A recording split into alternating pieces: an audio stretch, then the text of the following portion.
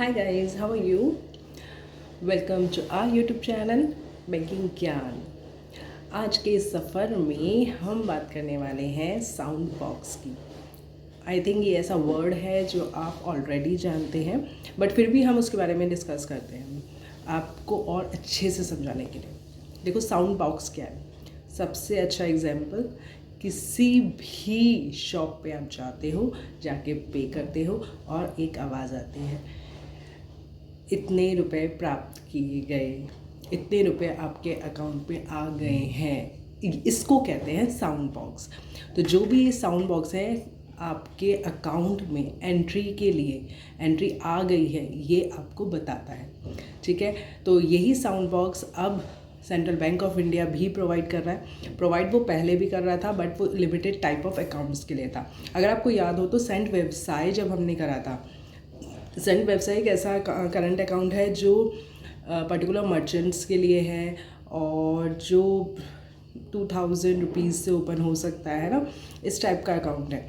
तो उस अकाउंट के लिए साउंड बॉक्स ऑलरेडी प्रोवाइड किया जा रहा था, बट अब ऐसा है कि आपके पास कोई सा भी अकाउंट है, आप उसमें साउंड बॉक्स ले सकते हैं।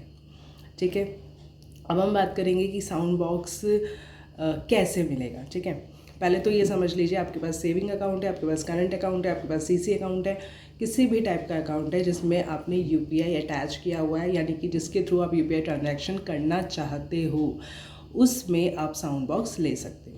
ठीक है, अब साउंड बॉक्स लेने से मुझे क्या फ़ायदा होगा? पहली चीज़, जो भी ट्रांजैक्शन है उसका नोटिफिकेशन मेरे पास आ जाएगा हैंड टू हैंड। ठीक है, सेकेंडली, साउंड बॉक्स खुद भी एक नोटिफिकेशन मेन्यू में आपको दिखाता है कि इतने रुपए आ गए हैं।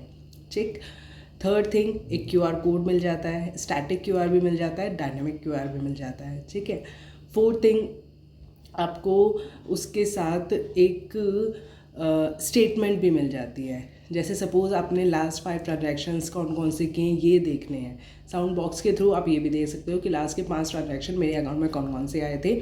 मे भी आपने नहीं सुना हो कि कौन सा आ गया है ट्रांजैक्शन, कौन सा नहीं आया है, तो वो भी आप उसमें देख सकते हो। ठीक है, और डिस्प्ले मोड पे आपको सारी चीज़ें मिल जाती है। ठीक, तो इस तरह का टैप एंड पे वाला भी सिस्टम है इसमें। जैसे ना आपके पास कॉन्टैक्टलेस कार्ड होता है, तो आप सिंपल उस पर रखते हो या ऊपर ही रखते हो और पे हो जाता है।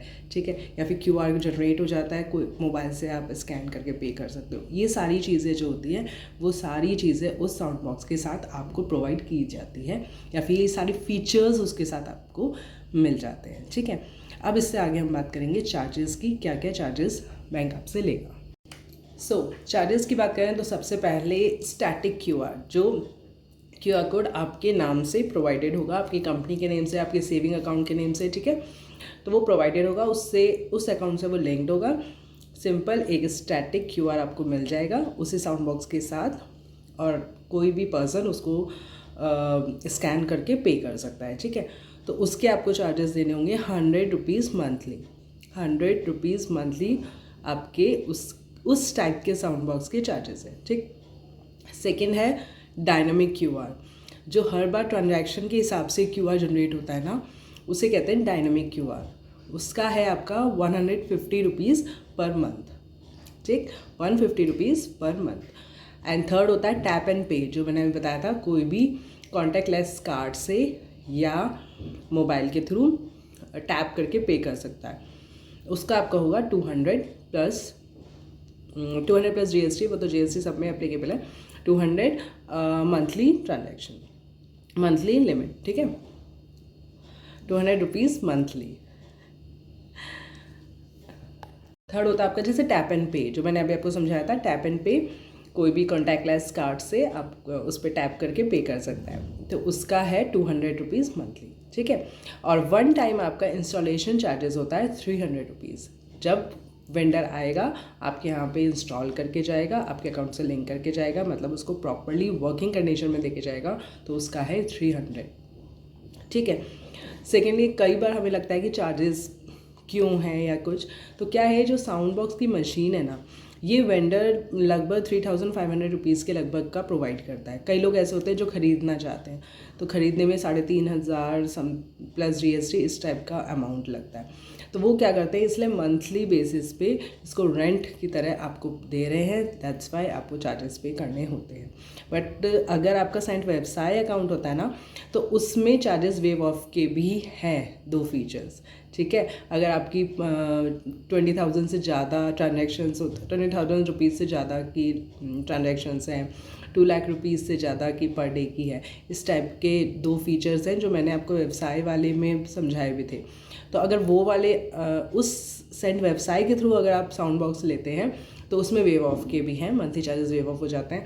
बट इस वाले अकाउंट्स में जो नॉर्मल अकाउंट्स है आपके, उसमें वेव ऑफ के कोई भी फीचर नहीं है, ठीक है। बट साउंड बॉक्स आज के ज़माने की मेन रिक्वायरमेंट है, तो हमें लेना भी चाहिए। हमारे सारे अकाउंट्स जिसमें भी आप यूपीआई एटलीस्ट यूज़ कर रहे हो तो उसके ट्रांजैक्शन जानकारी आपके पास आनी ही चाहिए और हैंड टू हैंड आनी चाहिए, ठीक है। कई बार मैसेज नहीं आते हैं तो इस टाइप के इश्यूज़ हो जाते हैं, हमें नहीं पता चलता हमारे अकाउंट में एंट्री आई है या नहीं आई है। दैट्स वाई बहुत ज़रूरी है कि आप साउंड बॉक्स लीजिए ताकि हैंड टू हैंड आपको पता चल सके आपके अकाउंट में ट्रांजैक्शंस हुए हैं या नहीं। और यूपीआई ट्रांजैक्शंस तो आजकल बहुत ज़्यादा प्रचलित है बिकॉज डिजिटल इंडिया का ज़माना है, तो डिजिटली आपको काम तो करना ही है। सो गाइस, साउंड बॉक्स के बारे में ये सारी मुख्य जानकारी थी जो मैंने आपको दी है। इफ़ यू वांट तो अपने नियरेस्ट जो भी ब्रांच है उस पर जाइए और साउंड बॉक्स के लिए अप्लाई कीजिए।